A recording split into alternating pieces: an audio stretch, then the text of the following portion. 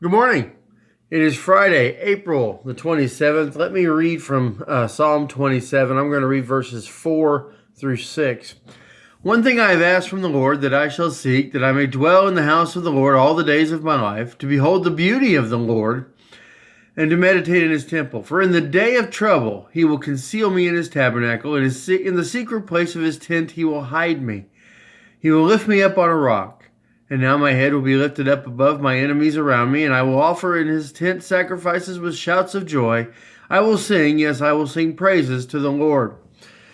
David writes this psalm in the middle of being hunted by his enemies, in the middle of running for his life, essentially, during a time when those that wanted to kill him were actively seeking to end his entire existence. It's interesting. The beginning of this psalm is a lot bigger than what I read. Verse 1 starts off with, "The Lord is my light and my salvation. Whom shall I fear? The Lord is the defense of my life. Whom shall I dread?" He's fearless in this trust of the Lord. And yet, I feel like that's something that we don't have right now. We are giving ourselves over too much. I'm not sure why that is, but the moment that this virus became widely spread as a pandemic, as the word that has been thrown out for that. Once this COVID-19 became a pandemic, stretching all over the world and everybody was at risk, fear grappled.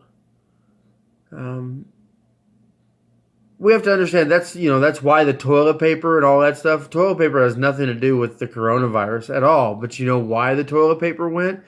People were looking for security anywhere they could find it. They were looking for security and having enough stuff at home to make it through this time of quarantine. They were looking for anything they could hold on to feel secure. The wonderful thing about a Christian and about following the Lord and about being in his word is that we can be fearless the way David was fearless when he wrote this psalm. Did David have things to fear? Yes, people were trying to hunt and kill him. And yet in the middle of all of it, he could write a psalm of fearless trust in the Lord.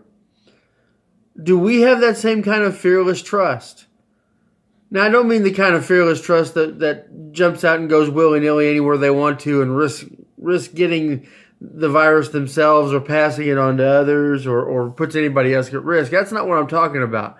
And I'm not talking about flaunting yourself against the precautions that have been put in place. I mean, just in our daily lives, do we have that kind of fearless trust in the Lord that no matter what happens, the Lord is with us and that we will overcome in the long run?